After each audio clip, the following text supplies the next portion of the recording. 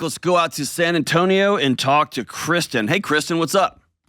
Hey, Dr. John, how are you? Fantastic. How are you? Good. Thanks for taking my call. Of You're course. like a celebrity in our home, and there may be a little jealousy brewing that I'm getting to talk to you today. So thank you. Well, I am assuredly not a celebrity in my own home, so I'm glad I'm famous in somebody's house. That makes me feel better. Thank you. Hey, so what's up? Well, there's a lot to this, so I'm just going to jump right into it. Cannonball. Let's do it. Tell me if I have made an appropriate boundary with my family. So I want to give you just a little preface to this story. Of course. At 8 years old, I was the victim of a murder-suicide and lost both of my parents. Oh, And gosh. I was subsequently raised by my maternal aunt and her husband. So fast forward 35 years later, I have been married. I have a fantastic husband. He's the greatest in the world. And I have 3 adult children that are great also. We have our two oldest children are out of the house, and we have a 19-year-old daughter who has special needs. She is diagnosed with autism, anxiety, and bipolar disorder. So she's our sidekick. She goes everywhere with us. She functions at about a 14-year-old level. So we went home this weekend to see family and stayed at my parents' house. And I'm going to refer to my aunt and uncle as my parents because that's what I was conditioned to do as a young child. Okay. So we stayed at my parents' house. Also, my dad's sister and her husband came into town. Uncle is a kisser. He always has been. Nope. A kisser and a hugger. Nope. So it's always been super weird to me, even as a young kid. I dreaded it, but it was like, hey, that's him. He's weird. What are you going to do about it? That's assault. No. So I don't necessarily think of him as a pervert. Doesn't matter. Doesn't matter. It's weird, right? It's wrong. Listen. It's not weird. If somebody touches you, puts their mouth on you, and we use the word kissing, and it has a different connotation, and sometimes it can be innocent. If an adult puts their mouth on a child or on somebody else who doesn't want their mouth on their body, that is assault. Period. It's not, well, he's just weird. It is a violation of bodily autonomy. Can't do it. That's exactly where I'm going. So my 19-year-old daughter expressed after Uncle had kissed her at lunch, Mommy, I don't like that. And I'm like, oh, me either. I've been dealing with it for 35 years. It's gross. Mom, you go to war. Mom, go to war for your special needs daughter.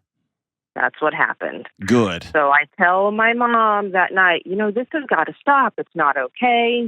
And again, it's like, I know, it's so weird, whatever. And she kind of blew me off. And, I said she doesn't like it. Well, what happened to the days when kids were just respectful of their elders and they just did what they did?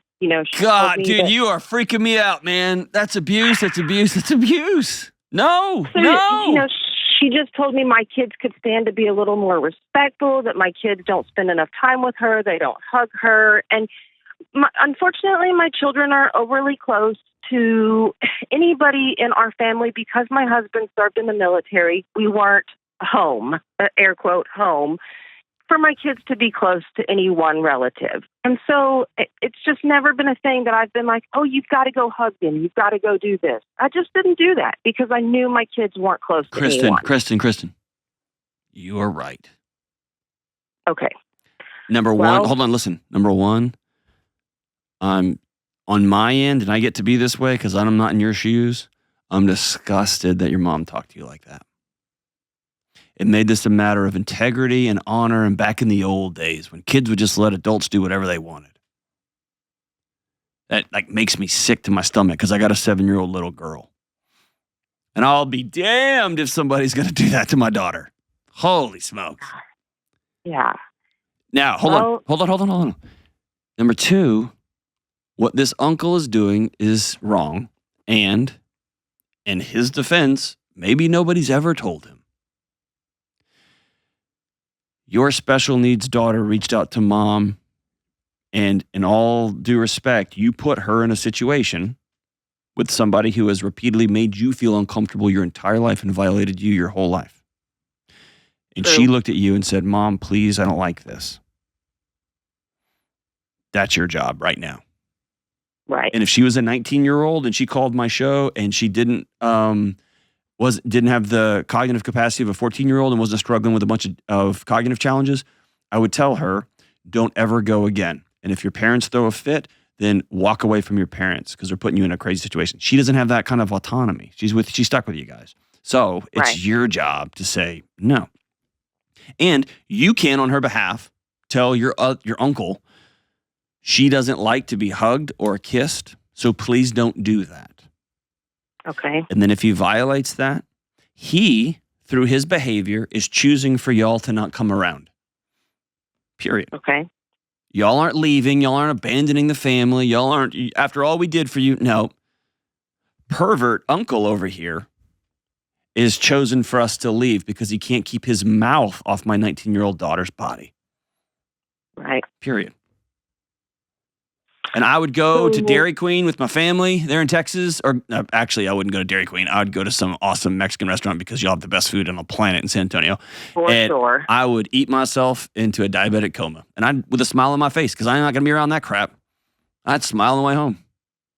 So bodily autonomy, when my husband dropped that word on her, very respectfully also. Good for your husband. That up, boy. Look at Texans coming around. It's awesome. Yeah, well, he was like, Dr. John would tell me to say that. So it was like a complete shift in her demeanor, and she asked us to leave. Good. She was that upset and told us that. She told me that I let an 85-year-old man ruin our relationship. She didn't tell us have a safe trip home, nothing. She decided that an 85-year-old man had more of a right to y'all's body than y'all do. Yes. That's what she decided. And by the way, she's the adult. She's the parent. Now, I know you're an adult and there's a mutual respect and all that kind of thing. She's your mom. She's your mom.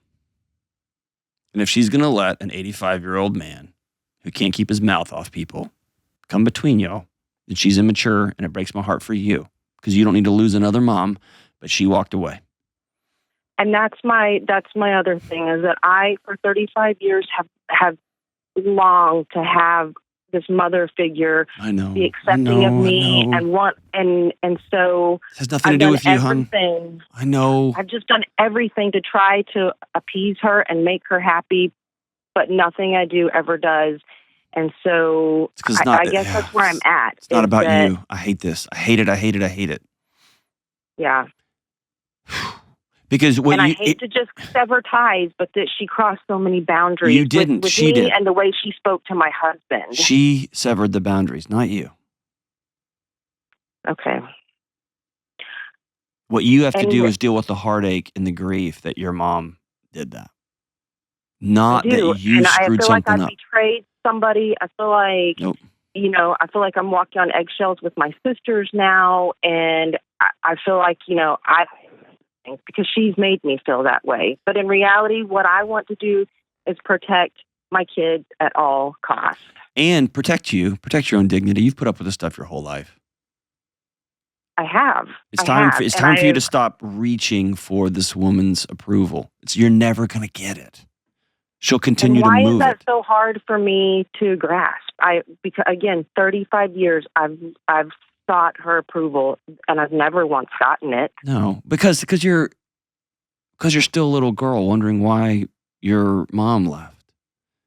You're still a little girl wondering. This woman came in and said, "I'll let you and I'll take over from here." And what a gracious, beautiful gift your aunt, who you call mom, gave you. And then there were lots of strings attached. She weaponized that. That's right. She weaponized it. So it was both and. She gave you a roof and she gave you food, and that came with a lot of strings. It did. And now you're an adult and you see it. And sometimes when you're an adult with integrity and you're an adult who has learned from the dumb things you've done in your childhood, and you look back It's disgusting to see other adults who haven't. Yes. Right? It's maddening. Right. It almost makes you feel insane. Like, am I the crazy one? But here's how I found in my life how I cut through some of what you're dealing with your sisters. And it is to stop using what I call the soft landing words. Like just tight hugs or kisses. That's a soft way of saying he keeps putting his hands all over my body. He keeps putting his mouth on my daughter's body. And when you use very descriptive language of what's happening, he keeps rubbing his forearm on my breast, and I don't like it. He keeps he keeps putting his hands really low on my back to where his fingers touch the top of my butt, and I hate it. Right? Whatever the language is, be very specific, and everybody gets it. You can't deny it at that point. And they can call you dramatic.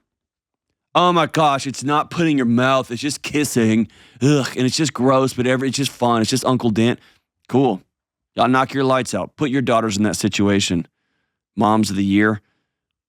I just don't want to teach my daughter that to suffer through this, but if he does something worse, then tell me. And I don't want to foster that. The greatest gift a mom can give her daughter, A, is to believe her, and B, is to say, I hear you, and I'm taking you out of harm's way. Okay. And so at this point, am I burning a bridge? Do I sever ties? I don't feel like I owe anyone an apology. You do not. Of course, I feel super guilty. Listen, you've heard this show enough. Choose guilt over resentment every time. Yes, I know. My husband already told me you were going to say that. You're going to feel guilty. You're going to feel guilty. You're going to feel guilty. It's better than hating your mom. Yeah. So choose guilt. Guilt that you feel bad, all those things, that's normal. That's fine. My daughter just kept telling me, I'm so sorry, Mom. If I hadn't said anything, we wouldn't be doing this. I said, absolutely not. This is not your fault.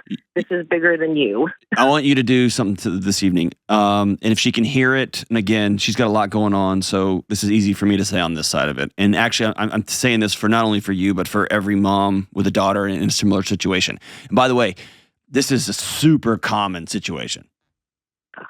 And most of the time, the men involved, I don't think are bad guys. Right. I don't think they're all perverts and they're all just trying to get some from a young girl. I don't think so. I think they're trying to forge connections, and the only way they know how is through hugs and kisses. Yeah. Okay? That's just I think that's the playbook. And they didn't have a language for assault. They didn't have a language for... Dr. John, it just feels so intimate, and I reserve that for my husband. There you go. Well, I would hope so. I would hope it's not for your uncle, right? No, God, no. But listen, here's what I want you to do with your daughter. So weird. I want you to sit down with your daughter so that y'all are eye level. Even if she sits down and you get on both knees in front of her. And I want you to put both hands on both sides of her face. And I want you to tell her, I am so proud of you. My heart's about to burst. Because when I was a little girl, Uncle so-and-so did that to me all the time, and I hated it, and I hated it, and I hated it. And either I never said anything because I wasn't allowed, or I said something a lot, and my mommy didn't protect me. I'm going to protect you. And I want you to make her feel, not just through words, but I want her to experience you saying, I'm so proud of you. Okay. I can do that. I'll do it. I know you will. I know. I'm proud of her. I know. I want her to have a voice. You've taught her that for 19 years. Yes. And what this also means, let's just cut to be super clear. This also means you and your husband and your other kids, y'all are probably going to have a different Thanksgiving and Christmas this year. That's okay. That's okay. Plan it. Be intentional about it. We're all going to North Carolina for whatever. We're all going to Dallas. And don't go to Dallas. We're all going to Houston for whatever. Whatever. But we're doing our own thing this year. Okay. And at some point, maybe mom can have a rational conversation. And she'll say, what happened? What did we do to make you? And you can say with all love in your heart and respect and kindness, Uncle so-and-so made me feel uncomfortable, and he kissed me, and he touched me, whatever, for 40 years. Mm-hmm. Then he did it to my daughter. And come to find out, he did it to one of my other daughters too. Mm-hmm.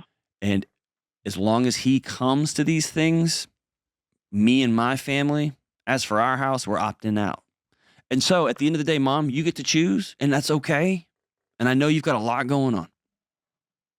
But Mom, you get to pick.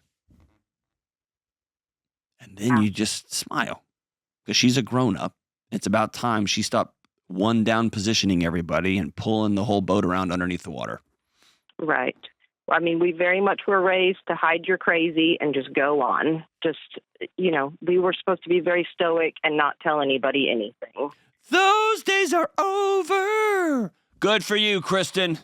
Good for you. I'll hide my crazy. That's fine. But when it comes to people abusing my daughter, violating her bodily autonomy, nope. Nope. And by the way, that goes for my son, too. That goes for my wife, too. That goes for me, too. Those days where we all just be quiet and let Uncle so-and-so be weird old Uncle so-and-so, that's over. And let it be over in your house, too. Thanks for the call, Kristen. You are awesome.